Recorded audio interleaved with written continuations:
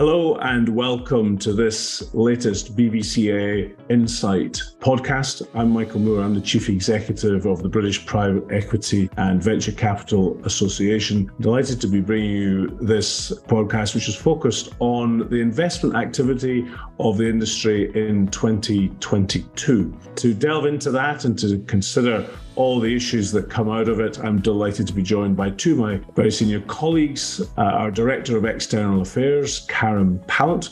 Hi there, Karim. Hello. And our Head of Research, Suzi Gillespie. Hi there, Suzi. Hello, everyone. The purpose of our discussion today is the launch of our 2022 report on investment activity. Before we get into the details, Suzi, can I just throw to you the question, where does this report sit in the BVCA's output and what is its significance for us and for the industry? Thank you, Michael. So the report on investment activity is one of our flagship pieces of research. It collects information from our members, from public sources, and essentially brings together a really clear view of what the industry has done in the particular year, in this case 2022, although we run it on an annual basis, and allows us to get insights around fundraising, investment, divestment, and other things like holding period. Karim, as Director of External Affairs, you obviously are responsible for research, for our media work, but also looking after what's happening in politics. Just as a little bit of insight on 2022, this investment activity was against a pretty challenging backdrop with the invasion by Russia of Ukraine, an energy crisis, an inflationary crisis, and general softening of economic conditions. It's just a new twist on what has been quite a challenging few years. Yes, absolutely. And we do see that reflected in the data, which Suzi will go into in a bit more depth, but we see an overall falling off of activity compared to 2021, but the figures are still strong compared to previous years because this is a growing and thriving sector. So the big picture is positive, but 2022 was a really challenging year. It was a really challenging year globally. It was a really challenging year in particular in Europe, and there were particular UK challenges. It's no secret that the UK faced a lot of economic turbulence in September around the budget. Then interest rates are rising across most of the sort of Western economies, but the UK had particular pinch points following that particular budget, but also in general, UK has been hit and has had inflation that has been towards the top end of the spectrum compared to our comparator nations. So it has presented challenges to private equity and venture capital businesses, just as it has across the whole economy. Okay, let's get into that data then, Suzi. Give us the headline figures, because for all Karim's rightly cautious introduction there, they were still pretty impressive. Absolutely. Our data shows that in 2022, private capital firms invested 27.5 billion into UK headquartered businesses. Yes, that's down a bit from previous year, but that's not going to surprise anyone. What we can see is the fact that that's just a 1 year investment. Private capital has been backing businesses in the UK for many years now. And from some work we did with EY earlier in the year, we know that across the UK, there are nearly 12,000 businesses backed by private equity or venture capital, employing almost 2.2 million employees. And that's really significant. It really is. I mean, the spread across the UK, both in terms of the investment and the number of jobs that the industry backs, has been one of the really interesting features of recent times and a great conversation point for our discussions with politicians and the media. Karim, what strikes you about the regional and national spread of the investment?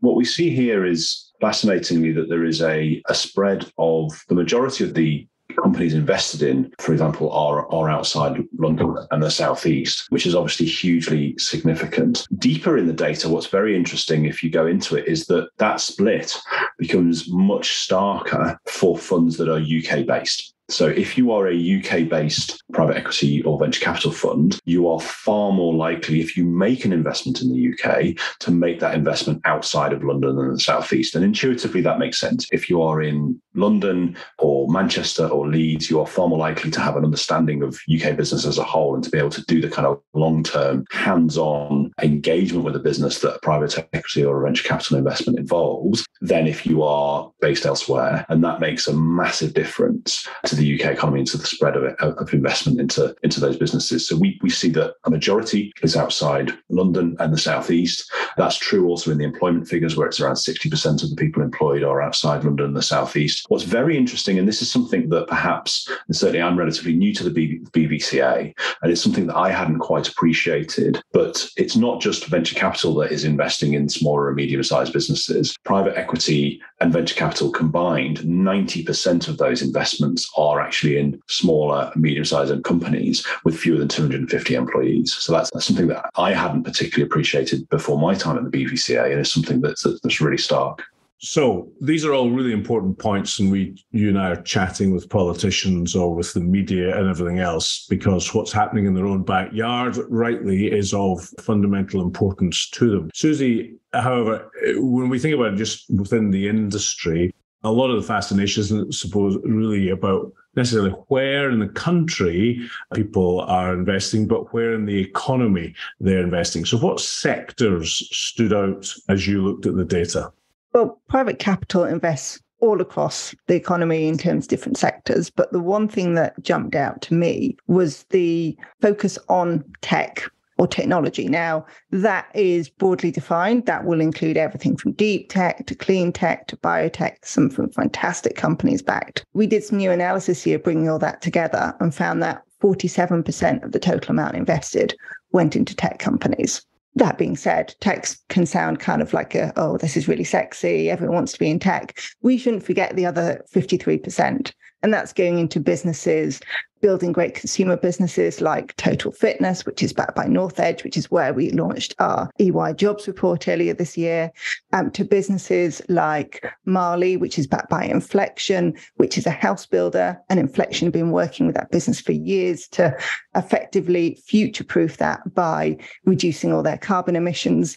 It's an economy-wide view that private capital takes, and they'll look for wherever the opportunities are. So that is indeed really important, that not only are we doing tech, but investing across different sectors of the economy. And Karim, one of the interesting other themes that comes out is the focus on the energy transition, decarbonisation, both adapting existing portfolio companies and looking to the future and helping to find the solutions to climate change. What struck you about that element of the investment activity last year? The challenges to the green transition are many and varied.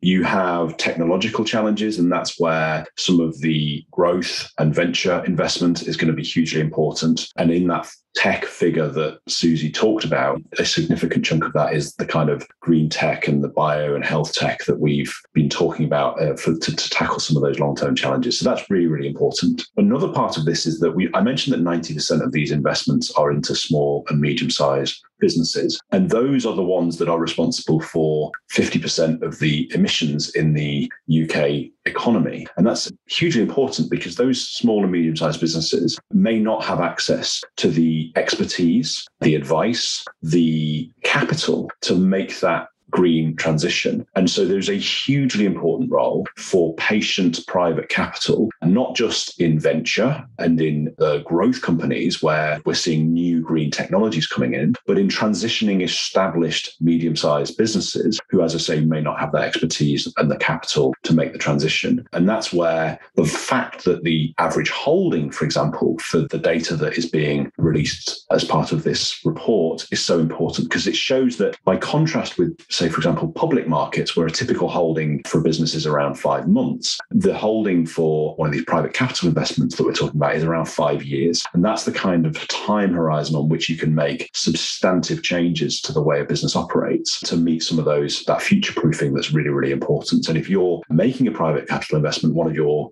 goals, of course, is to exit and to sell that business for a return in future. And if you know that in 5 years' time, it's going to be even harder to make a return in an environmentally unsustainable way, that's going to drive your motivation to make those changes. So I think private capital's role in this space is absolutely vital.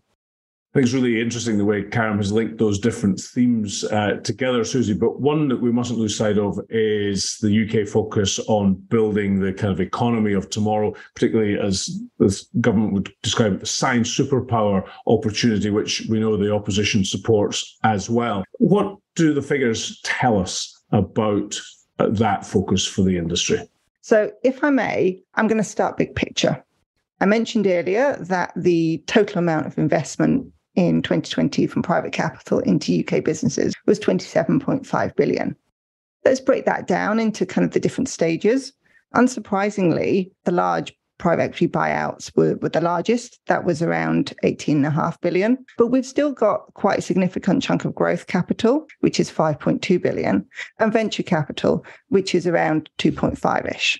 Now, that split just shows how there's a whole spread across the different stages of the life cycle within the UK. And yeah, sure, the buyout business is larger. They're larger, more valuable businesses. That's quite natural. But I think it's really important that we do recognise that all parts of the ecosystem are interlinked. One would hope that you've got venture capital-backed businesses, and sure, quite a few of them are not going to succeed. That's part of the venture capital mindset. But one would hope that a reasonable proportion of those that do will then get further capital, that will growth capital, they'll grow into large, hopefully large businesses, which will help continue to power the UK economy. And Suzi, one thing that I was struck by in the figures, especially around tech, was that whilst, first of all, it was very interesting to me that the investment in tech was very broad. It wasn't what you might popularly assume entirely venture focused. There's a big broader private capital investment in that. But the difference in the impact of venture and of the sort of larger buyouts in the tech ecosystem and the value that they brought in terms of sheer quantum of investment, yes, the big buyout firms brought a large quantum of investment, which is obviously very significant for the tech sector. But what the venture investment brought was the volume of transactions, the number of different investments in a range of different companies. It was running into the 100, I think the 580 investments in tech companies in pure tech companies as a whole, of which venture were easily the largest number. And that shows that both are hugely important to the development of this ecosystem. As you say, the moving of those companies into being larger companies and therefore being a bigger part of the overall investment will happen over time. But you need those early stage, riskier, more kind of future-facing investments to make that ecosystem tick. I think that is a really important point about, this is risk capital. Not all investments succeed. When we look at our divestment statistics, we also look at one of the possible exit routes is failure, bankruptcy / write-off of investment. And we should not pretend that is zero. It is not. It's been ticking along collectively for the whole industry, sort of in the low, in the mid to high single digits. So higher for venture, it's lower for buyout. We haven't seen a huge uptick in that this year. We may do next year. It was really interesting when I first started this role, looking at the data in 2020, and we're kind of going, are we going to see a big uptick in write-offs / failures? And actually we didn't. And I think we should acknowledge here, the government support that came in, the activities of the British Business Bank and the Future Fund that was there and came in and stabilised the market. We should expect some write-offs. We should expect some failures, particularly in this part of the industry. And that is part and parcel of the business model.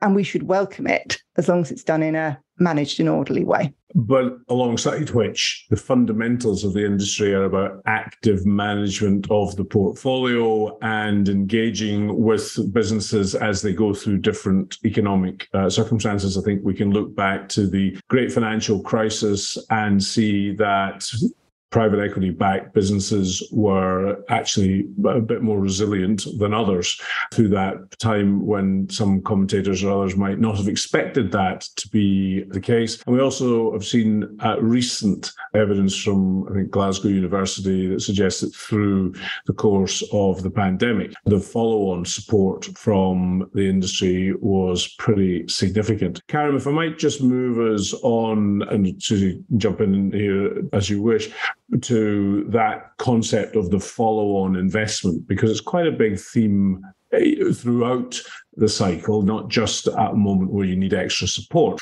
but actually to build successful businesses to the next level and make them internationally competitive and clearly of value to a potential buyer in the future. What do our numbers hint at on that front? Yes, and it's a really important point. And to follow on from what Suzi was saying about the resilience here and your point around, say, the financial crisis and the pandemic, we saw that actually a majority of the investments, so over 52% and more than half of the investments that were made this year, the individual investments, would be considered follow-on funding. And what do we mean by that? These are companies that have received investment before and are receiving a further private capital investment this year or in 2022. If you put that alongside the average 5-year holding, what you see is a real kind of illustration of why it is that, for example, in the global financial crisis and the pandemic, private capital businesses actually, there is mounting evidence that they are more robust in the face of those crises than many other forms of business, because there is that active management, because there is people are literally and figuratively invested in the success and the growth of those businesses. You see a real difference there. And I think as we go into the challenges of the future for the UK, which is the green transition, which is the skills challenges we face, some of the technological changes that are coming down the track. And when we look at the macro challenge for the UK economy of productivity and of business investment and so on, private capital is going to play a huge role in that. And it's going to be really, really important that we continue to build on that importance. So, last quick theme before we pull things to a conclusion is looking ahead in terms of what further levels of investment we can expect. I think it's an underappreciated feature of the industry that the way in which capital is raised gives members of firms here a really good view of what they have available to them and what they can do for the future, and what in our jargon is known as dry powder. It's a pretty significant part of that and gives us confidence when we talk to politicians and others that here's an industry that is going to be powering growth for the foreseeable future. Suzi, again, anything particularly striking from the numbers we've got in this year's report? This year's report was actually fascinating because it was the highest year on record for fundraising in year, with £70 billion raised by BVCA members and other funds in our sample. But that's just what was raised in year. You know, the funds are raised and to be deployed over a multi-year cycle. Looking at the data that we have, we can see that there's over £145 billion of committed but not yet invested capital, which is what we call dry powder, available to invest. And we know also, as Karim touched on earlier, that particularly when you look at firms that are within the UK, around half of that will go to UK-based businesses. So there's a real opportunity here. There's a pool of capital waiting to be deployed and invested. Hopefully, one would imagine a large proportion of that in the UK, backing some of the great businesses that we've got here. And Karim, you said earlier on, slightly unfair to pick on you for this, but relatively new into the industry. I know from our conversations, this has been something that you've thought is pretty impressive. Yes, absolutely. And I think the potential impact for the UK of attracting a bigger share of that by creating a business environment that has certainty, has visibility for the long term. For example, a real net zero roadmap that would show a framework for the long term, that would give those smaller businesses that private equity and venture capital tend to invest in the certainty and clarity that they need to make what for them will be a major commitment to the transition is hugely important. The macroeconomic environment is going to be hugely important. The openness to international trade, the ability to attract talent, all of which are going to be major factors in creating a business environment in the UK that is going to work for the investors that we represent, to ensure that they have the confidence in the UK to deliver as much of that dry powder, as it's called, the phraseology I'm learning in the industry, but also the potential there into the UK economy. And the prize is huge, because not only, as we say, typically around 50% of that in a normal year goes into UK businesses from those UK managed funds with 145 billion pounds worth of that dry powder. But actually, if they are UK based, it tends to be more likely that they will invest in businesses around the whole country. And that importance of regional breadth of investment is also a huge win potentially for the UK. Which is a very positive note on which to draw matters to a close. It's been a pretty challenging time, as we highlighted at the start of the conversation. And yet, despite that, the industry has continued to deploy huge amounts of capital in the UK and across Europe from the UK, and continues to grow in strength. Some of the conditions will perhaps be a little bit more challenging for the foreseeable future, but the ability to invest through the cycle, the resilience of the industry, and its great creativity in looking for new opportunities give us all a lot of confidence about what 2023 will bring. But in the meantime, we hope that when you look at the reported investment activity, which we're launching at the same time as this podcast, you will find that a great source of information and stories about how the industry is operating. And of course, here at the BVCA, we'd be delighted to have any questions or follow-ups as a result of that. So my thanks to the industry for supplying us with the data and the information that allows us to produce these reports. And my thanks, of course, to Suzi as Head of Research, Karim as Director of External Affairs. And we look forward to joining you again for further insights in the near future. From me, Michael Moore, goodbye.